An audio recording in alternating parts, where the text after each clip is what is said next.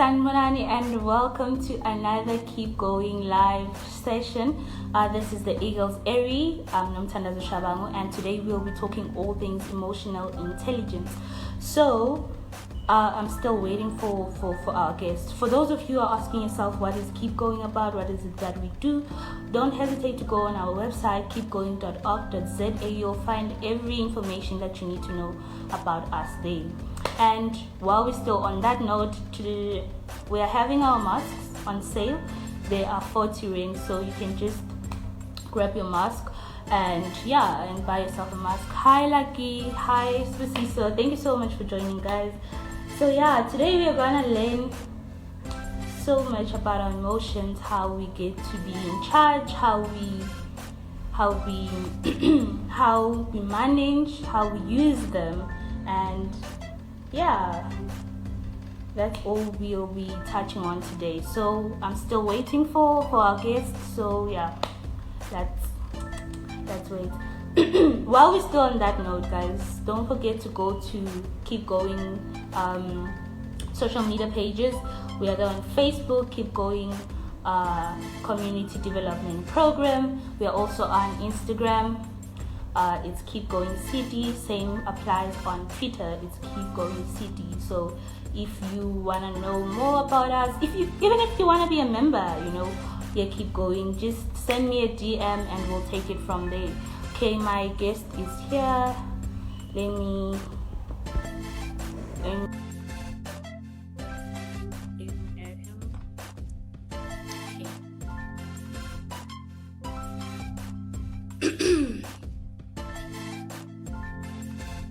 Hi.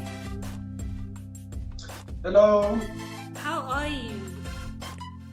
I am very well, thanks. And how are you? I am good. Thank you so much for joining us. It's a pleasure. Are you able to see me properly on the side? And is everything okay on the side? Okay. Yes, I'm able to see you properly. I don't know. Let me hear from my viewers if they're able to see you. Guys, can you see him? Let me just hear from my viewers. I think they're able to see you properly as well, since no one is complaining. Might as well assume that they are able to see you. Awesome stuff. Okay, they are saying they are able to see you. So thank you so much for joining us. So guys, if you're asking yourself who is our guest today we are having Gift Mthimkhulu. He's a published author and also an NPL practitioner and also an entrepreneur. So today we'll be touching on emotional intelligence, right? A lot of people been asking me. I remember there was this other time I actually asked people or my followers, what content would they like us to talk about? And I had, I think, 3 people saying, let's talk about emotions, and some were very specific and they were more like, let's talk about emotional intelligence.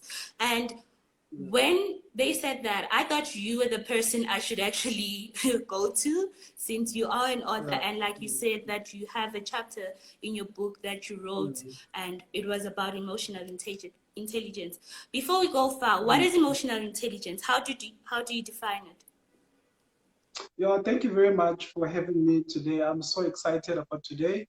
And I believe everyone is going to learn something today, and they're going to take much from this. And yes, emotional intelligence is one of the most important subjects that we need to learn and master. So what is actually emotional intelligence, as we call it, EQ? Every time people speak about IQ is very common. People know the common intelligence, mental intelligence. But what is emotional intelligence? And in my definition, emotional intelligence is the ability to master our emotions, to control our emotions, and to present our emotions in a proper way. So that is simply put, emotional intelligence. But today we're going to go deeper into that to actually understand practically how does it apply into our lives and how we can use it to go further. But the simple definition is understanding our emotions, being able to control our emotions, and being able to present our emotions in a proper way. Oh, okay. I get you. So I hope you guys got the definition. So it's so hard, for one to be the master of how they feel because we are so impulsive. Like whenever things happen to us, it's so quick for us to react. So how does one get to master? But before we go there, actually, when I was doing my research, there was this other video, and they were more like three aspects that encompass emotional intelligence, and one of them was self-awareness and empathy. I don't know. Do you have those? What makes Yes, emotional that is intelligence? true. That is true. There are many aspects. In fact, the three are the most common one. But there are many aspects that are important when we're talking about emotional intelligence. Let me start with self-awareness. Yeah. Self-awareness on itself, in the simplest definition that people know, is that to being aware of what's happening within you and what's happening in your mind and how you feel at that particular time. There's something that we say in neuro linguistic practitioning, where we say every behavior serves a specific positive purpose for the person doing it. So I'm going to repeat that. Every behavior uh, serves a positive purpose for the person doing it, even if the behavior is not a positive behavior. But every behavior serves a positive purpose. So emotional intelligence and self-awareness is simply saying that I am aware of how I am feeling right now. Because oftentimes you find that people, they're expressing certain emotions, but they cannot actually explain as to how they are feeling, right? So that is the first part, awareness of how am I feeling. It's a very common question. Someone meets you today and say, hi, Thando, how are you today? I'm good. Or I'm not good. But if someone had to ask a follow-up question, how are you exactly feeling? Can you explain how are you not feeling good? What are you feeling right now? Right? So that is the first, the self-awareness in terms of our emotions. Then the second dimension of that subject would be, why am I feeling the way that I'm feeling? Okay. Then that would be, yes, for example, I was teaching someone earlier on today, and I was saying to them that sometimes anger can hide disappointment. So why am I feeling angry? Maybe it's because I'm disappointed, right? Or rage. Why do I have so much rage? Why am I feeling so much rage? Right? It can be because I am hurt. It can be because of someone who said something to me. But then the question is, every feeling that you're feeling right now, because we are emotional people. That's what we need to be aware of. We are emotional people. We feel things, right? We feel things. You know, I wrote, I read another statement, I think sometime this week, where someone was teaching that you must feel things into existence. Right? It's a very interesting topic. But we are emotional people. We feel something about everything, whether it's something that makes us happy or it's something that does not make us happy. And our decisions are based on emotions most of the time. I If think you study, that, sorry to interrupt you, but I feel like what you're saying, it's so much important, realizing that whatever decision that one is making is because of how they are actually feeling.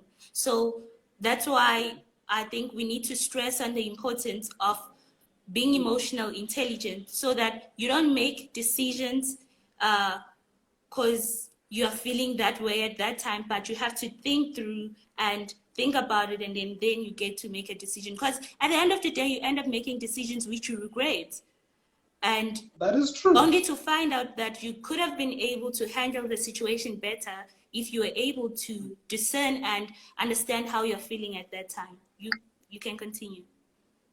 Exactly. So once you are aware of how you are feeling at that particular time, then you are able to use emotional intelligence to interpret how you are feeling. Then once you have interpreted how you are feeling, that is the reason why you are feeling how you are feeling, then you can move to the third stage whereby you present how you are feeling. That's when emotional intelligence skills come into play. For example, if you're rage, if you're angry, how do you behave? Do you break things? Do you swear? Do you shout? Do you become violent? What is your reaction towards your emotions? And it starts, we need to do something that is called root cause analysis. Root cause analysis, it means that you are going to the root cause of that particular behavior at that particular time, right? Have you ever come across a situation whereby a lady is in an abusive relationship, right? And they're in an abusive relationship, and the abuser would therefore say, you make me do this. I'm hitting you because You are the yeah, you are the problem. I'm disciplining you, or I'm hitting you because you make me do this. You are the cause of this. But that is not the truth, right? Which means we are not responsible of how we feel. You must get that.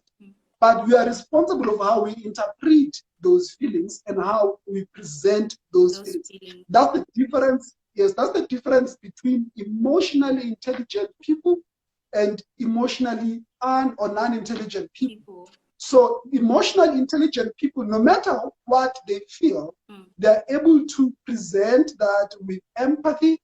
They're able to present that with love, with care, and with understanding.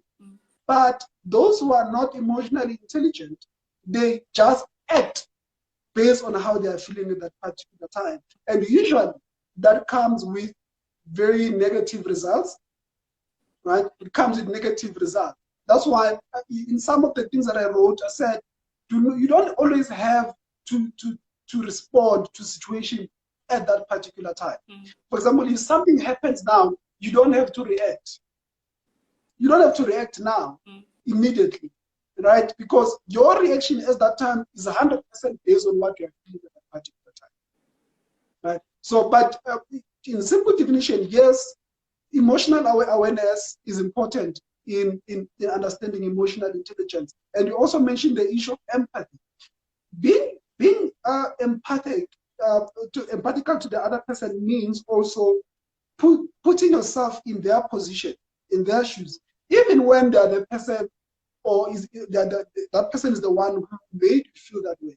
For example, if you hurt me or you make me angry, for me to have a productive conversation with you that will result in solutions, I must put myself in your position and in your shoes in order to be able to come up with a solution that will be beneficial and progressive at that particular time. So that's being empathic. To say, okay, now I'm feeling this way because you've done this way. But what made you to do this way?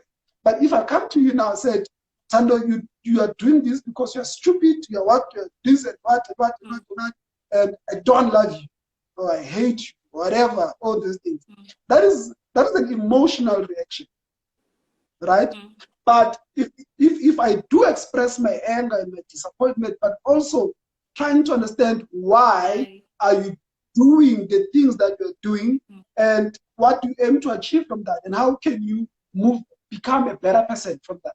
Because it's all about, also when you think about the issue of arguments, arguments, they represent whether we are emotionally intelligent or not. And a person who's not emotionally intelligent, they argue because they want to prove a point. They argue because they want to get a certain message across. They need you to hear this. I'm going to tell you the piece of my mind. And if ever hear something, I'm just going to tell them off the piece of my mind. That is not emotional intelligence in action, right? But emotional intelligence wants to find solutions. At the end of this conversation that I'm having with you now, what resolutions do we have? What is the solution that we are finding from this? Are we able to look for solutions to say, root cause analysis? Why are you behaving like this? What is your history dealing with this type of situations? Right, yes. On the root cause analysis, you stress on the importance of knowing what is it that is making you angry at that time or happy at that certain time. Yes. And also, I feel like on the analogy that you used of a woman being in an abusive relationship and the guy in his defense, he is more like you are the one making me hate you. Mm-hmm. I feel like it's Exactly. also important not just identifying what is making you happy, but identifying the right thing that is actually making you feel what you're feeling at that time. Because the person, if Mm-hmm. you maybe were the one who was hitting me and you're saying I'm the reason that you are hitting me. Yes, you've identified that I'm the reason, but is it the right reason though? You get what I'm saying? Good question, yeah. Mm. It is not the right reason. In fact, it is not the reason. It is the trigger for the reason. Oh, okay. There is something that we call triggers. It is not the It's reason. not the reason. It is the trigger for the reason. And I think for me to be able to properly explain this, I'll have to go to past traumas, our childhood, our past, our experience, how they shape our emotions and how they shape our thoughts as human beings. A person who has been previously disappointed over and over and over and over and over and over and over and over again is most likely to express that in arguments. And when they are faced with disappointment, they tend to overreact because it is not because they are. Have you ever been like, why are you so angry? It's not a big deal. It's not a big deal to you because you don't have experience to that particular thing. But because they are speaking from previous experience, that particular small issue has triggered something that happened to them. It can be a past trauma, it can be a past experience, can be a relationship, can be a parenting issue. That's why I find that people who had difficult childhoods whereby they were abused or maybe similar experiences, they are most likely to be defensive. You know, they're most likely to be defensive. They're most likely to be angry in terms when they like the way they react to situations. It speaks to most of the time the experiences that have been through before. Emotional intelligence is not an inborn ability. No one is born emotionally intelligent. You train yourself. Yes, I want to touch on something. I don't know if time will allow us, but it will now. Years ago, I learned a technique, right? When I started to research about the topic of neuro-linguistic practitioning and mental wellness and emotional wellness, this is what I learned. When a child is born, right? A child is born. In fact, I learned this from Brian Tracy. I don't know if you follow Brian Tracy, but you should follow him. Read his books. I'll check him out. Please do. Right? And he spoke about when a child is born, right? He spoke about the conscious mind and the subconscious mind. That when the child is born, right, on the subconscious mind is not yet fixed, which means it's not yet done developing. So which means every information that we presented to the child will most likely fall into the subconscious mind and shape the subconscious mind of that particular. This happens from being a baby into being a toddler. So everything, that's why you find that there are small kids, you find that this child is very young, but they can speak like 4 languages fluently. They can speak Mandarin, English, and what, right? It's because when they were still young, they were in that environment whereby those languages were spoken fluently and they were able to adopt that. If the child was in the surrounding whereby there was a lot of violence, the violence also communicates to the subconscious mind. So what is the subconscious mind? The subconscious mind is the part of the brain that is not capable of interpreting information. So whatever comes there becomes the basic of the understanding. Then, yes, then the more the child grows, then the conscious mind comes into play. Now the conscious mind, it is the part of the brain that is aware, that makes decisions. However, here's the trick. The conscious mind is always dependent on the subconscious mind, which means whatever decisions the conscious mind will make, it will make reference from the subconscious mind. So you are young, you grew up in a place where there's abuse and abuse, that becomes a subconscious mind. That becomes your normal in a way. right? So in your conscious mind, if anything happens, you're going to respond with violence. Because what you said that this is a violent child. Why is it a violent child? Because the subconscious mind is programmed to become that way. Same thing whether with love, with languages, with talents. If you take a child that is young and you teach them something from a young age, whether it's playing sports or anything like that, not only does it become part of their physical activity, but it becomes also part of their mindset. Even when they interpret things, I'm a spiritual person. As a spiritual person, God himself communicates with us using our subconscious mind. Okay. I'm going to make a simple example. If you look at someone who grew up in an agricultural space, let's say you're a child of a farmer, you grew up in a farm, you have all these things, right? And this becomes your language. Everything that becomes an example, it's easier for you to understand if it's in an agricultural language. So what's going to happen is that if God wanted to convey a message to you, right?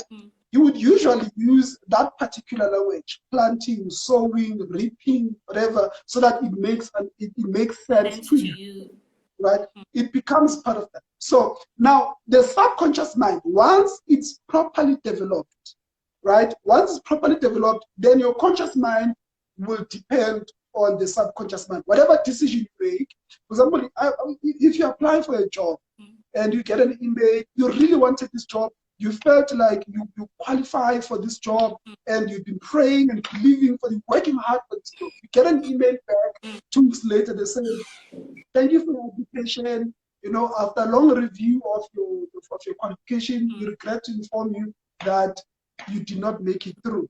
You know?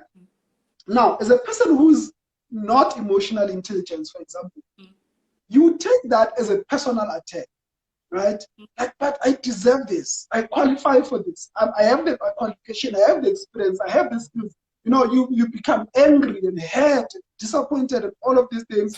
And it can ruin your day. It can ruin your week. It can make you feel somehow about yourself. You may even feel like the recruiters don't like you. And they don't even know you. They've never met you. You start making up stories, Jay. Exactly. It has nothing to do with you personally. Right? But then when you're emotionally intelligent and your mindset has been developed in a positive way, you are able to refer to that positivity and you're able to apply it into your future endeavors. So that's the important thing. Now, the question therefore comes, how can I change my subconscious mind? Yes, in order to be more self-aware and in order to be more emotionally intelligent. How can I change my subconscious mind? Now, this is what Brian Tracy said. Brian Tracy said, a subconscious mind is shaped by a process called the repetition of information. Okay. So, when information is repeated to you, it doesn't go to your aware or awakened or conscious mind only, but it passes through the conscious mind and it is hammered into your subconscious mind. So, for example, you saw violence today, you saw violence tomorrow, you saw violence when you saw, then a process called desensitization happens. That also means it has become normal to you, right? I don't know how true is this, but some neurologists and scientists, they say that it takes 21 days for a behavior to become a habit. Right? So to develop a new habit. So if you have to do something over and over again, or if something had to happen to you over again, for example, if you're raped once is enough to really make you suffer a lot.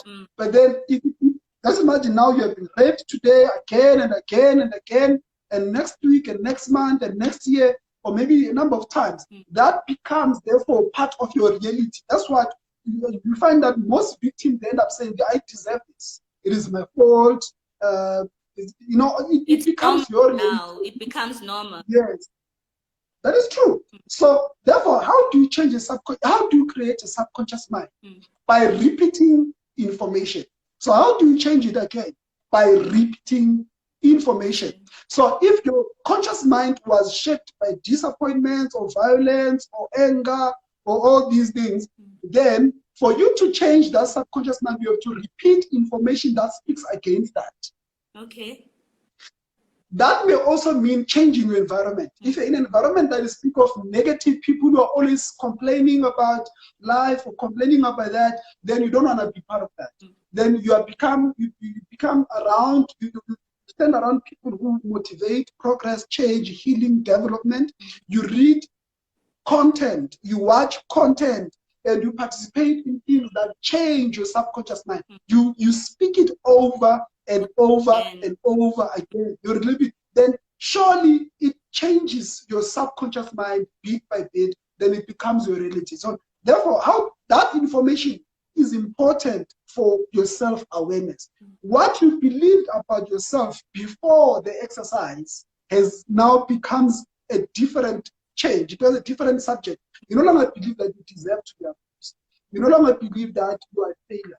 You no longer believe that if I'm a black South African woman born in a township, not from a rich family, not politically connected, not having a PhD, it doesn't mean that I am doomed. It doesn't mean that I will not go anywhere. But then you change your mindset. Because remember, success, failure, good relationships, bad relationships, progress, stagnancy, awakening, or ignorance, all of them, they depend on your perspective of yourself, your mindset, how you see things. Because it's not necessarily what has happened to us or what is happening to us, it's how we feel about it. Since to speak about emotional intelligence, it's how we feel about it. How we feel about it. So how do you feel about it? Like, for example, we are doing a video now, right? Let's say nobody watches your video today. Let's say there's one person watching it. At the end of the video, how do you feel about it? That's how your awareness, your emotional awareness reaction to that says a lot. How do you feel? Do you feel that people are not watching because you are not good enough? Because yes, maybe the content might not be good enough, but separate the content from you. If the content is not good enough, doesn't mean that you are not good enough. You understand the emotions around that. A person who is not emotionally intelligent, they always associate events with themselves. Okay. This happened to me because I'm like this. This happened to me because I'm like this, I'm like that. They blame themselves, It's a blame game. It's a continued blaming game. And when they continue doing that, it means that they will not take the first step to improving themselves. They will not take the first step to improving and bettering themselves. I wrote a book about relationships. And this book, one thing that I focus on is that every one of us have the power to change relationships or to have better relationships. It's not a rocket science. I don't think that actually it's an issue of praying, because sometimes, as a believer, oftentimes we always blame everything on the supernatural. Haters, we blame witches, we blame the devil, right?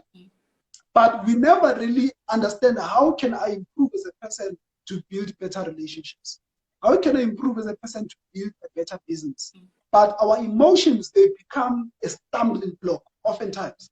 The reason why people stop doing what they're doing. If, for example, if I want to start a business, if I want to write a book, I want to travel, I want to start a company, I want to start an organization or do whatever that I want to do, my emotions can either equip me to excel in that, or they can either hinder me from doing that, all depending on my subconscious mind. So the people who, sorry about that. Sorry, yes.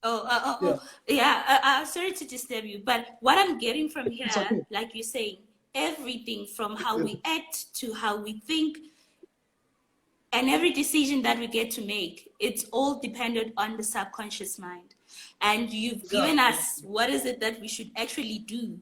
Repetitive thoughts, repetitive actions, or just repetitive things that are positive. We need to do those things in order for them to sink and stay in our subconscious mind. Then onwards, when we get to think, we use our conscious mind, and our conscious mind feeds on the subconscious mind, and it helps us to make better decisions in the future. I totally get that. You were saying something before I interrupted you. No, you are very true. You are very right, and it's very important to understand these things and to teach these things. And actually, I feel like this subject should be taught not from a later stage in life, but from a younger stage in life. Because that's my next question, actually, because I wanted to ask you how important it is for parents to teach their kids to be aware of their emotions, how they're feeling.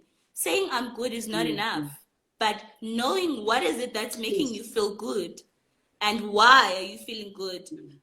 How important it is for parents who are watching this maybe to get to train their kids that be aware of your emotions before you act.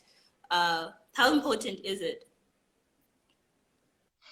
Do you have a child? No. You don't have a child Not yet? yet. Okay. But honestly, it is very important.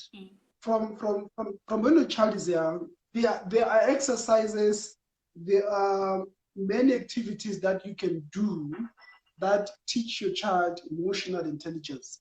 Because most of the times we teach our children how to be smart. Have you noticed that true. when you were in school, right? You probably went to primary and high school. There was those kids who were very smart. But when you check their lives now, what you thought about them, this person is bound to be successful. This person is bound, they have the brains for it. But brains alone, they have to.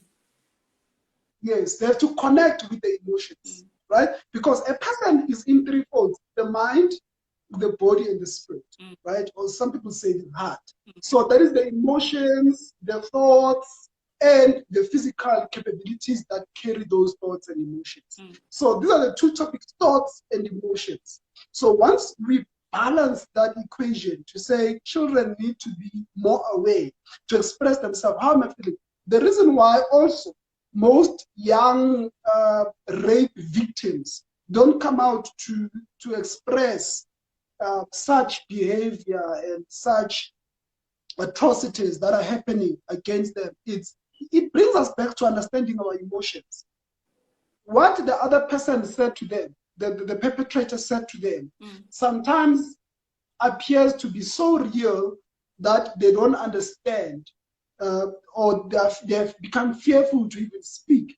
But I can tell you now, someone who is more self-aware is able to express them better. Said, yes, maybe the person threatened my life, but this is how I'm feeling, and this is how I can express myself in a way that another person can be able to interpret what I'm feeling, right? So that's why I find that in courts, I don't know why I'm talking about this topic, but you find that in courts, whereby a young child has been a victim of abuse sexually, they put them in a particular room, separate room, not in the public gathering room in the court, but they put them in a separate room with an experienced counselor, and then the person would ask them questions in a way that had to speak about their emotions in a way that is intelligent without affecting them mentally as well. So what they would do, they would use teddy bears, they would use a drawing board, they would use many things to try. Those are exercises that you teach your children when they're still young, to say that when you feel like this is how you express yourself. Right? Have you seen like, for example, children, another example of children, two children in a mall. One child, both of them, they see the same ice cream stand. They're both 7-year-old or both 8 years old. They see one ice cream stand.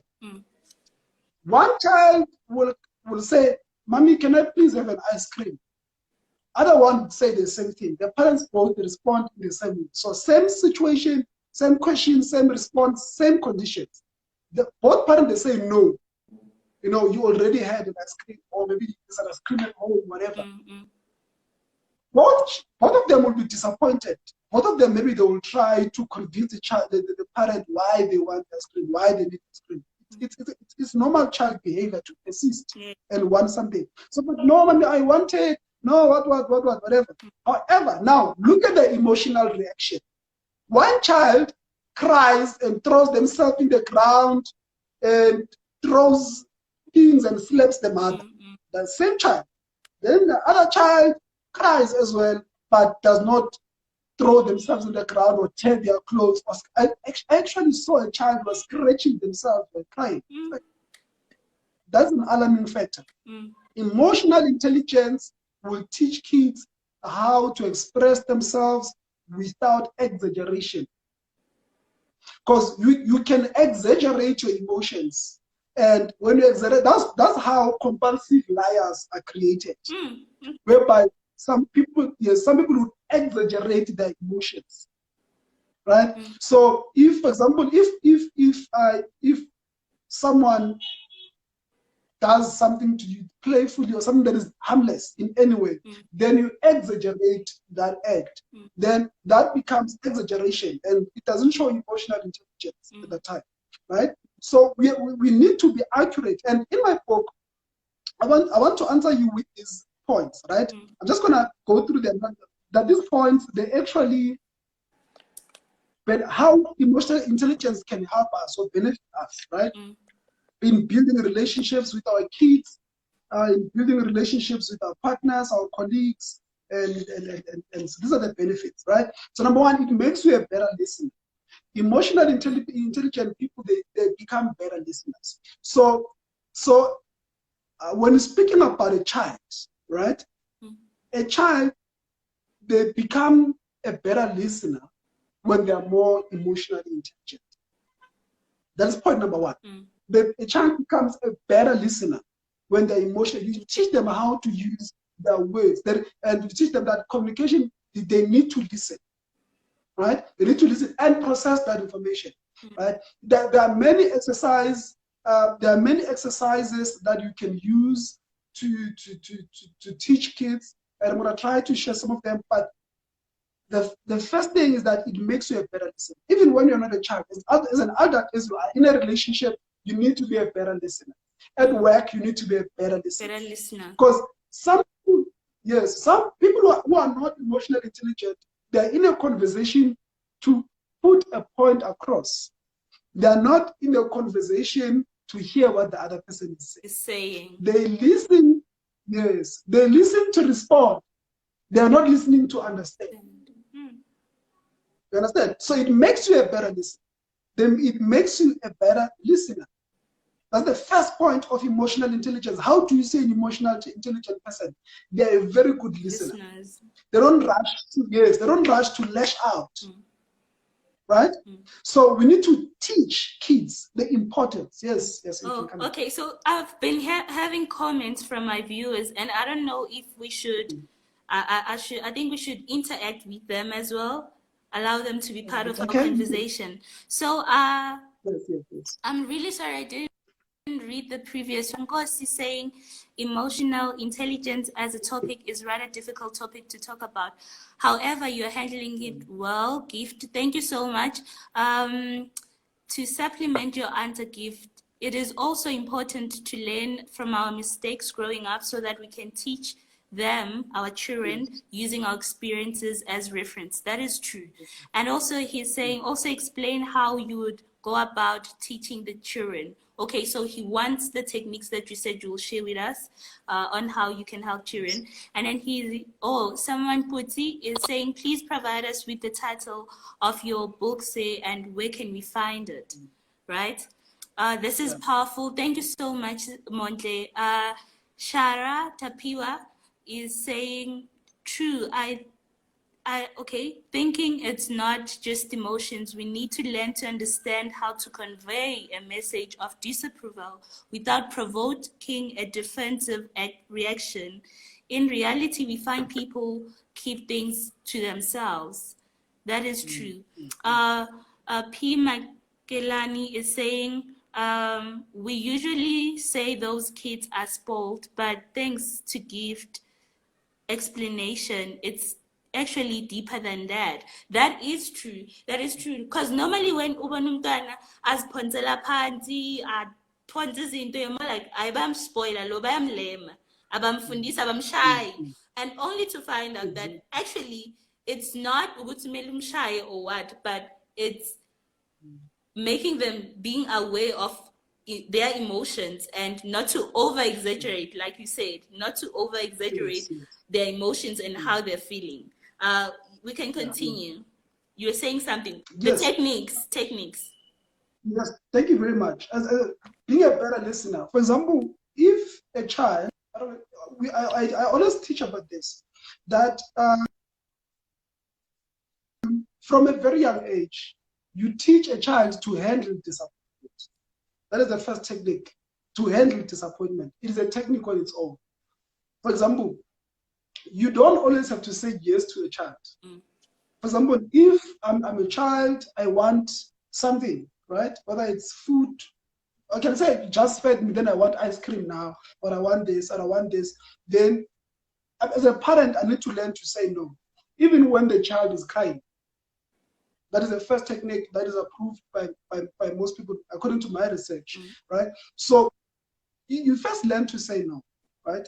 Even when you are able to provide that thing. Why? Because it is not a need at that particular time, one, and you explain why. You don't just say no and don't explain. And before you even go to the mall and you go through that drama, because no parent wants to go through that drama, you know, because at the time you're on flag, you know, you have the nice clothes, your weave and the shades, and you have this child, right? And you know, please don't do this, child. You know, I'm here, I'm trying to do shopping, and now you're gonna ruin my day. Right? So you don't want your child doing that, you know, don't sang a weave and mall and all of these things. You're looking for it. But it starts at home. Honestly, it starts at home. You teach the child to handle rejection, to handle disappointment, to say no. Not because I don't have the money, but because it is not important now, or because it's not good for you now. Let's say it's cold, right? And this child wants cold drink. It's cold. Just because you cannot deal with a screaming child, are you going to give them a cold drink, or are you going to teach them to be calm? So you have a choice there as a parent, right? So that is the point number one. It makes you a good listener. Point number two, it makes you more open to change. Okay. There are a lot of people, yes, emotional, intelligent people, they are open to change. They know that, remember, emotions change all the time. You can wake up feeling on top of the roof, and at the end of the day, you feel like the whole earth is on top of you. Emotions change constantly based on what's happening around us. That's true. So an emotional intelligent person is a person who's also welcoming change by first understanding, being aware of who they are, how they feel, why they feel, right? So be more welcoming and accommodative to change. That's another sign of emotional intelligence. Then it says it helps you to see things from their perspective. So which means when an emotionally intelligent person, you are not trying to impose your idea on someone else. Yes, but you are trying to engage them and understand their perspective.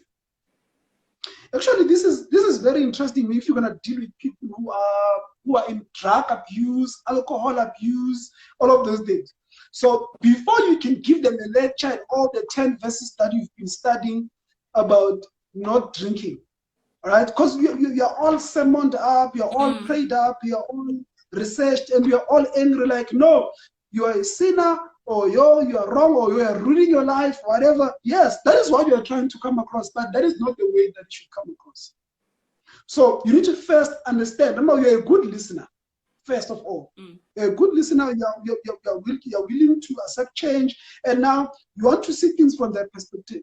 Because remember, I said to you, one technique, one truth that we embrace in NLP is to say that every behavior, whether positive or negative, it serves a positive purpose in your life. So why are you behaving the way you're doing? Why are you doing this? Why are you doing this? What happened? What went wrong? What is this? We are trying to understand. Let them explain themselves without being judgmental. Trying to get their point. Yes. Sorry. Mm, mm. And this is difficult if maybe you caught your partner cheating in bed with someone else. That would be a very difficult conversation to have. Yeah, it's different, I, way too I can different. imagine. Yeah, I can imagine. You would be like, okay, then let's sit down. Mm. Tell me, okay, get dressed, please. What triggers do you have? That won't be the question then. Then it will be just I understand. reaction. Yes, that would be, but also there's a difference between breaking everything in the house and setting the car on fire Mm. and actually maybe excusing yourself from that person and being able to understand you may not be able to repair the relationship, Mm. but however, you might also need to engage with that particular person at the end of the day. It doesn't have to be immediately, Mm. but it has to happen at some point for your own peace of mind, for your own moving forward as well. Mm. Without wasting another time, is that it also can help you to anticipate your partner's needs or the next person's needs. Okay. What? Yes, because some people, they don't know what they need, right? For example, someone would drink so much alcohol. So someone would drink so much alcohol Mm. and every day they check, no, today is 5. If you go online, everyone is drinking. Mm. I don't know, it's a drinking fest in South Africa today. If you're not drinking today, it's either you are broke or really you're a non-drinker or whatever. Mm. But most of it's a drinking fest in South Africa today. So some people you ask them, why do you need? If you should need to ask proper questions. That's why NLP is all about asking the relevant question. Questions. Why do you say you need alcohol? Mm. So you understand that sometimes it's not that the person they need alcohol, it's not that the other person they need what they think they're needing, but there's a deeper need that they have that they are unable to express. So they use a simpler need or a simpler want and they masquerade that as a need. Then that becomes something that they end up depending on in order to cover the actual need that they have at that particular time. So what you're saying is that when you're emotionally intelligent, you are able to see the other person's need without them even seeing their own need. That is correct. Okay. Actually, it can also prevent you from getting into unnecessary relationships. That's true. That is very because let's say, yeah, you're working there, or it's online or it's one-on-one, whatever someone right? Then you get to know this person, you sit down for lunch, whatever, dinner date, you talk. But then if you're an emotional intelligent person, that person maybe tell you that I've been singing for a while, or I'm from a messy breakup, whatever. Then you understand they feel like they need another relationship at that time. But when you ask the right question, you may find that they don't need a relationship at all. They need an escape from whatever that they're at a particular time. Emotional intelligence. So it's all about asking questions. It's all about asking emotional questions while you are being empathic and while you are becoming a person who's accommodative and understanding as well. So the question is, what do you need? Ask the question, why? Why do you feel a need to be in a relationship? And why do you feel with me specifically? Yes, you love me, I understand that, but why do you feel that you are in a particular space whereby you need a relationship? It actually doesn't only help you know the other person's need, but it also helps you and it saves you from unnecessary heartbreaks and unnecessary stress. You get what I'm saying? Because now you get to understand that actually this person doesn't need me. Instead, they just need me as, I don't know, up until they become okay. So now we are just left with 10 minutes. So I'd like to know how important it is for entrepreneurs or business people. I'm pretty sure I have some entrepreneurs here, or people who are in spaces of leadership. How important is emotional intelligence for them? Maybe say, can a business run in a different way if the boss or the entrepreneur there is more intelligent, emotional intelligent to be more precise? Can it have any effect, or it's just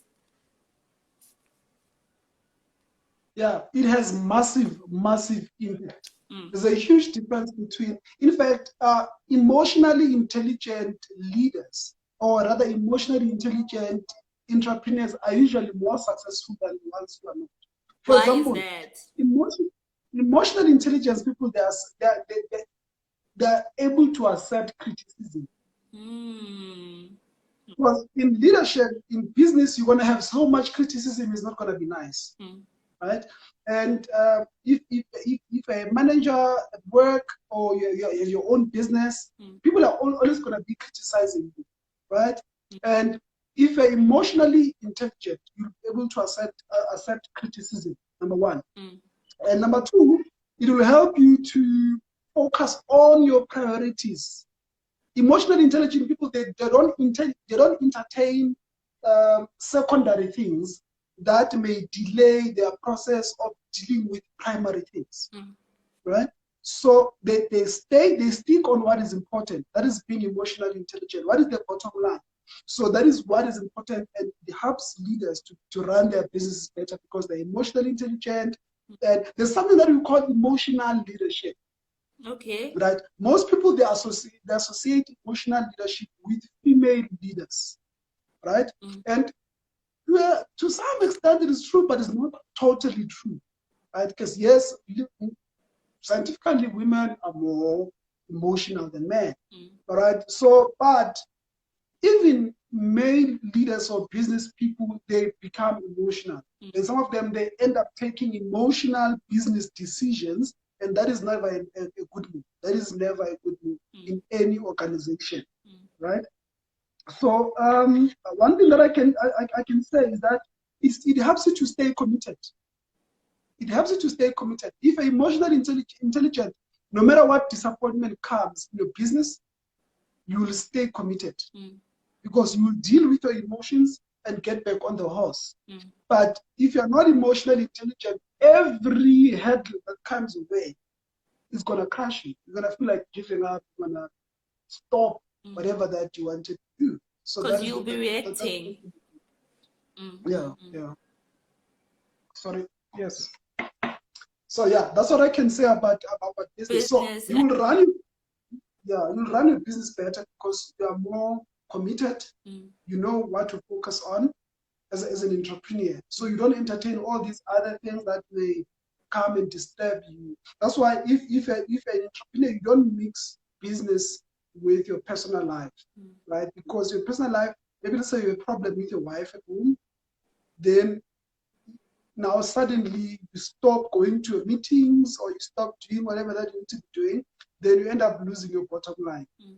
So that yeah, so that's what I'm saying. Mm. Okay. We just left with 7 minutes. So if a Yeah. person is here and they're watching this live and they're more like, I really want to tap in my emotional intelligence side. I want to be more emotional intelligent. What is it that they do? But I feel like you've kind of gave us something or a technique that one can use, the one of repetitive things, because obviously how we Yeah. react, it depends on the subconscious mind. But I don't know, maybe if you have other techniques that one can maybe go about in being more emotional intelligent. Yeah, someone really said. Someone said that this topic is a very difficult topic to discuss because Mm, it's very broad. You can actually discuss it the whole week that's non-stop true. because it's a broad topic. There are countless number of techniques. Yes, the repetition of information is one technique. Another technique that I mentioned is asking yourself questions. Right? In fact, those who are writing here, they need to make a habit of asking themselves questions. Mm-hmm. Whenever you feel something, ask yourself, what am I feeling? How am I feeling? Right? How am I feeling? And also, the third maybe technique is that always do not rush to respond or react. Analyze first. Whatever that is happening, analyze it first. Analyze it first. You analyze. Isn't it the same thing when you are driving a car? Mm. When you're driving a car, you can to teach you that you have to observe. So before you move from your parking spot, you observe your left, your blind spots, Mm. so then your Then you intention to cross. Mm. yeah, then your intention to move, then you move your car. If you're on a stop sign, you want to turn on your left, you don't just turn on your left, you stop the stop sign, you observe, after observing, you make your intention to turn, then you turn. Same thing is a technique that you can use for emotional intelligence. Every day, observe. Someone hurt you, observe. You got disappointed today, observe. Things didn't go your way, observe. After observing, then you make your intention. Then you understand what is important now. Do I want to drown in this thing? How do I move forward? Then once that we can be able to come up with solutions. So those are some of the techniques that you can use in order to be more aware emotionally. And always have feedback. Have feedback. Like let's say maybe we have an argument today, you and I. Always have a feedback. Come back later. After the argument is over, everything is over, then come back tomorrow or later or when, in a week's time, and said, you know what, last week we had this conversation. How do you feel about this? Right? How did this make you feel? Right? Accept criticism. Where can I improve in this thing? Then use that feedback as a point of self-development emotionally. So you know that in the future, how you're going to handle such conversation, how you're going to deal with such things. For example, if I hope this is going to help someone who's looking for a job. This is what's going to happen. You went to this awesome big company, they did not hire you. You went for an interview, it did not go through. Go back to the HR, write them an email. My name is so and so, my contact details. I appreciate them for the opportunity to come for the interview, and then ask them, because I did not make it through, can you please help me improve? Where did I go wrong? In future, when I get the interview, feedback. How can I improve? Was it my appearance? What is my posture? What is my presentation skills? Or did I not sell my skills enough? Was it the gaps in my experience? What is it? Then they're going to give you the feedback. Same thing, you use it for emotional intelligence. It works 100%. I see a question there.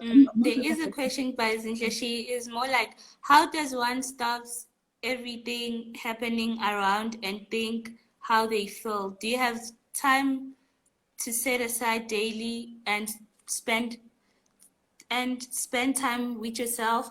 Okay, I think what she's trying to say, maybe I'm in an argument, maybe say with my friend right now, it's a really heated argument. Where do I get the time to be like, okay, now let me pause and think and process and do all of those things? I think that's her question. I don't know. Okay. I'm gonna answer this in twofold.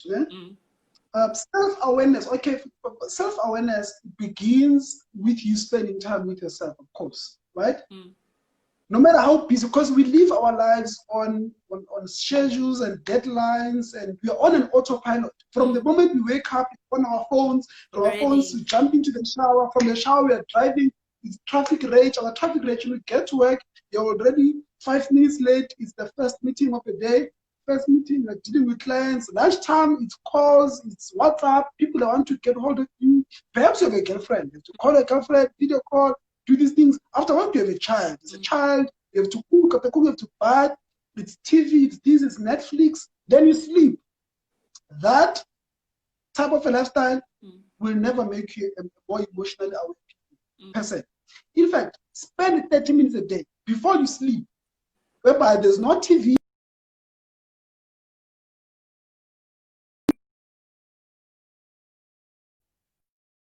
I lost time. Okay, right. There's no meditation here. You're not meditating. You're not praying. You're spending time with yourself, thinking, replaying your day. I was listening to Busi Tempekwai, and he repeated the same thing. I was so shocked.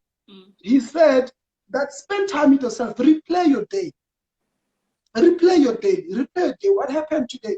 Could I have responded better? Could I have done something better? But replay your day. That's how you improve. Spend time with yourself, at least 30 minutes a day. If not in the morning, at least in the evening. Spend time with yourself. No one. Thank you so much. We're running out of time. We literally left with seconds. Quickly, can you please tell us where can we get your book? Oh, you know what? Can I end this live and then we do another live? All right, no problem. Cool.